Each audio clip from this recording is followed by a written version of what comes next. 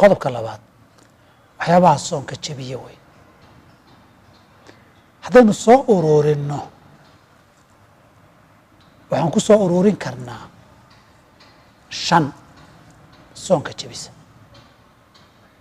haddii la faahfaahiyo way badan karaan, laakiin inaan kuu soo koobaan doonayaa markii faahfaahinteeda loo baahdo waktigeeda wey.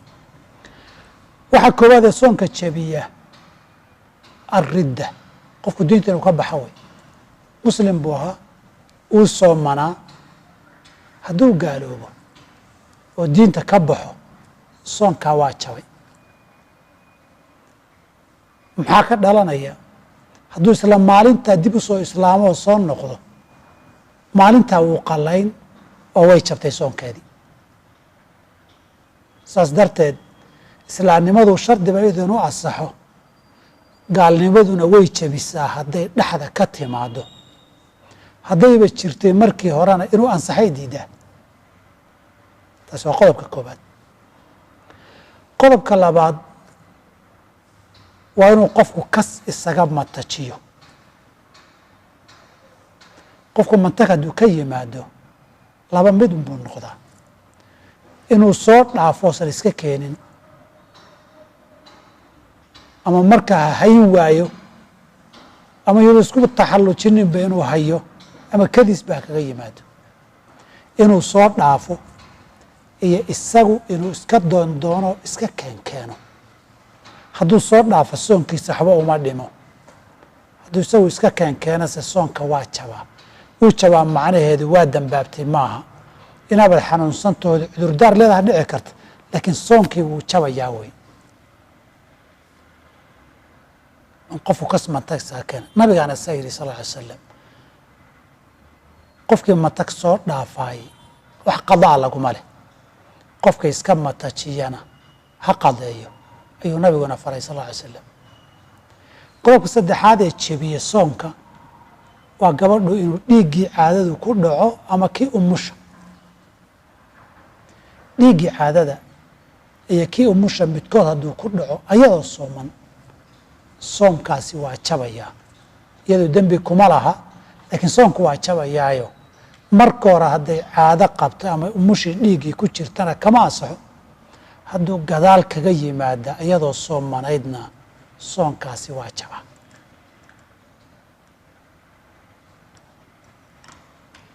intaasi waa 3.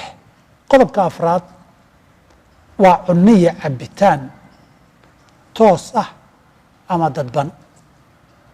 cunnadii cabitaanka toosihii waa kuwii laga qaato afka oo meesha caadiga iyo dabiiciga laga qaato. haddii qofku wax cuno ama cabo, soonkiis waa jabaya. cunniya cabitaan dadbanna waa wixii cabitaan iyo cunno ah ee laga qaato waxaan afka ahayn. waa sankii biyaha kor loogu jiiday ay dhuunta ku dhaceen, ama dhagaha haddayba u duleelaan intii wax lagu shubo ay hoos u dhaadhacaan, ama jirka kale meelaha dhiigga ah nafaqada iyo faleebooyinka la ragmariyo ee booska cuntada iyo cabitaanka galana. waxaan leenahay waa cunniya cabitaan dadban oo toosna afkii caadiga ahaa loogama cunin oo loogama cabin. wixii ay qabanaysay cunnada iyo cabitaanka afka laga isticmaalayna way qabanayaan. iyagana waxaan ku soo ururinaynaa cunniya cabitaan toos ah ama dadban. qodobka 5aad ee soonka jabiyaayey waa gudashada shahwada tooska ah iyo midda dadban. shahwada tooska gudashadeedu waa xiriirka gogosha iyo galmada ee rag iyo dumar dhex mara, ama xalaal asalkiisii ahaado dad xelo isqaba ha noqdaan, ama xaaraan hawsii dheeraato oo gogol dhaaf ha noqdo. marba hadduu xiriir gogol iyo galma yimaado waa gudasho shahwadii oo toos ah. soonka way jebisaa. iyadoo dadbanna way jebisaayo hadduu qofkii shahwadii isaga keeno si kale oo waxaa fuqahadii iyo carabigu ay yidhaahdaan istimnaha ama jalda camiir ay yidhaahdaan, soomaaliduna siigaysiga yidhaahdaan wey. qofka hadduu shahwadii isaga keeno fal isagu uu leeyahay,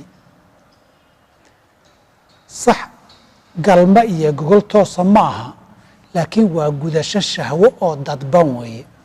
sidii cubnadii iyo cabbitaankii dadbanaa ay cunnada iyo cabbitaanka tooska ah lamidka u hayeen, ayay middanina shahwadii gudashadeedii iyo galmadii tooska ahayd iyadoo gudasho dadban ah weeye, oo isla macnihii iyo baahidii daboolaysa.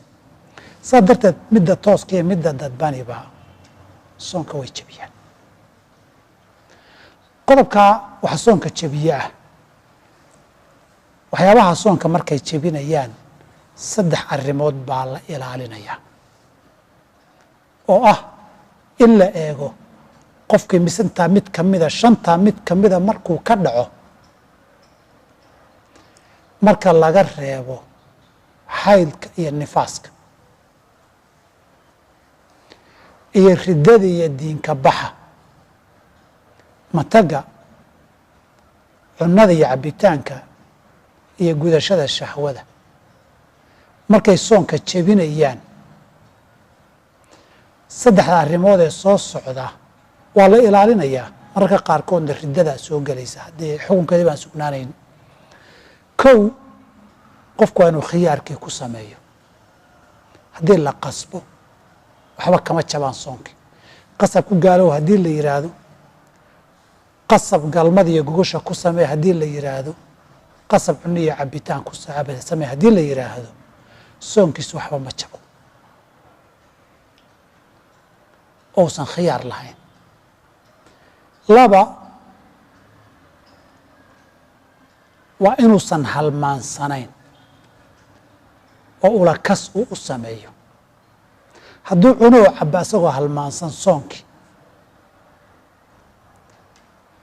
ama uu galmi iyo gogosh iyo xashahwa gudashadii dadbanaydba sameeyo isagoo soonkiisii halmaansan, ama iskaba matajiya isagoo soonkiisii halmaansan,